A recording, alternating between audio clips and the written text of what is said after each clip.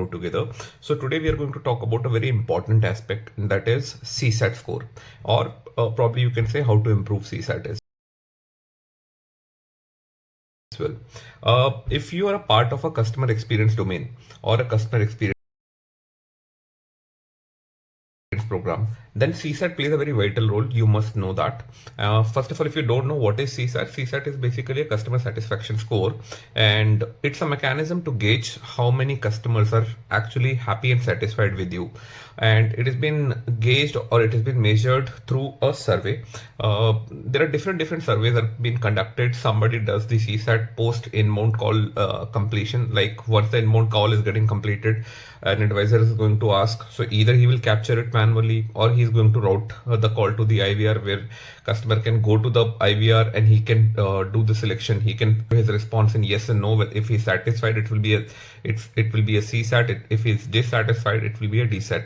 Largely, the CSATs are being conducted on digital mediums, or you can say digital messaging. Like post call, there will be a message, there will be a survey in the message where customer is going to respond, and there will be of questions where there are two options. Either he has to select, customer has to select satisfied or not satisfied. As I said earlier as well, satisfied is CSAT and dissatisfied is DSAT basically. And then there will be a free field remarks as well, where customer can update all his grievances. This is how complete CSAT architecture works. So whatever responses comes, those responses have been collated. Let's assume there are 200 responses triggered, out of which customer responded only on 100, and out of those 100 as well, 70 customers rated that they are satisfied, and around 30 customers selected that they are not satisfied. That means DSAT. Then the CSAT score will be CSAT. That means those 70 surveys divided by total survey. Total survey means CSAT plus DSAT, that is 100. How many customers have responded? So 100 responses were there. So it will be 70 divided by 100. That means around 70%. That is the CSAT score. So this is only the score, but end goal is basically to ensure that the CSAT score is improved. So any organization who's sitting at 70, they would definitely goal towards or gun towards a target of around 90-95%. So how to take that 90-95% is an art basically. Generally people do a lot of projects also for that. Since I am a project guy, I can give you a little understanding on that as well. What you can do to optimize or augment your CSAT score. First of all, when you get these surveys, you have to collate that. So that means for the day, or WTD is basically week till date, or MTD, that means month till date. So whichever frequency you're getting these surveys, you have to collate that with that formula which I told just now. CSAT divided by overall interaction surveys will tell you what is your score. Then DSAT, all the DSATs are basically your defects. Now you have to do a defect analysis, and how you're going to do that defect analysis is, first of all, you have to take it up. You take it for the audit and let someone do a complete audit on those DSAT scores. And when there will be a detailed, thorough journey audit on that, you have to do the categorization, or you can say classification of that defect. So there is a tool which is called ACPT, or some organization call it SCPT as well. ACPT means to say A means advisor, P means process, C means customer, T means technology.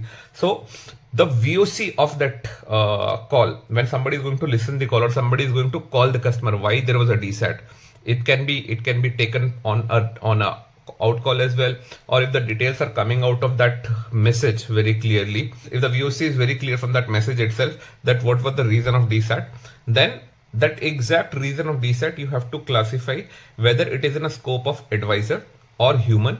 If it is in a scope of advisor or human, that is a quick fix. So you have to just select A over there. You have to classify it A, advisor. Then the second classification is process. Anything where human has played his part, or an advisor has played his part properly, but still there are process level glitch because of which the desired sort of resolution was not given to the customer, that becomes P. Likewise, there will be likewise, wherever you find that there is an ask from the customer, or there is a requirement from the customer which as a process does not exist in the ecosystem, so then you have to categorize it C, because that is very much subjected to the research and development. Last thing, that is basically technology. So T for technology. That means if there is anything, any problem at the technology end, okay, I'm not talking about advisor is also done, process is also done, any expectation from the customer which is not part of ecosystem, that is also been done. Now as a technology, I can give you an example. I can give you an example of telecom. So there is a telecom customer who was given a DSAT, and despite of getting 4G or probably 5G, he is not satisfied with the data connectivity speed. He is not happy with that. He thinks that the data connectivity speed is still not up to the mark, and then it needs to be classified on the technology part, because then that goes into the technology domain and technology purview, and they are going to work on that. So once you classify that, your 70 defects are classified on that, then the rest of the work becomes a little easier. Anything which is advisor is a low hanging fruit, because it's a human correction. What you can do, all the pointers which are open or probably which are the area of opportunity on the advisor side, what you can do, you have to give it to the team, and there will be two sort of correction. One, that advisor level correction will happen, or that human level correction will happen, and then there will be a mass correction through the ongoing process briefing part. There will be last set of briefing, morning, evening, whatever is the briefing pattern or mechanism established by your organization. It has to be taken up on that, so that there is a mass level correction as well. So through that can be corrected. Now coming up to process, if there is a challenge in the process itself, then you have to do a proper due diligence. Which process exactly has a glitch, and what can be done to redesign or restructure that process. So that you have to give it to the process. If you have a process excellence team in your organization, process excellence team can take care of that. Otherwise, if there is that exact point has to be put in the bucket of process, that process owner, anybody who is owning that process, so that he can do the due diligence and he can restructure the process as per the need of customer. Third comes up to customer. So anything which is the ask from the customer, that has to be taken for R&D, research and development, because then you have to find out whether whatever is customer asking, whether it is feasible or not. And if it is feasible, what will be the ROI, what is the return on investment? Because if it is a new product or probably a new process altogether which you have to develop, whether there will be a return on investment or not. So even if it is feasible, would you like to provide that or not? Or you have to just communicate it to customer that currently we don't have this facility. So that needs to be done on that part. Last comes up technology. Sheer technology part, you have to just understand what are the customer ask. With those exact call to action, you have to park it to the technology team, and in a very tangible manner, they should give you a time frame as well, and which you should go back and communicate it to your customer. So once you have ACPT analysis completely, now you have a clear indication or a clear picture.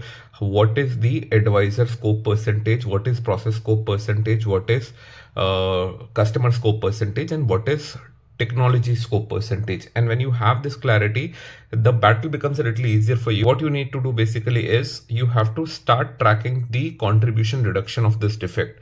One, the repeated defect should not happen, and specifically on the process and technology part, there should be a clear roadmap or a glide path which should tell you that what are the key requirements which has come from the customer side and by when we are going to close it off. So if you're going to work on this, you'll be able to reduce this defect, and you'll be able to see a drastic and significant reduction in terms of DSAT numbers in terms of these defects.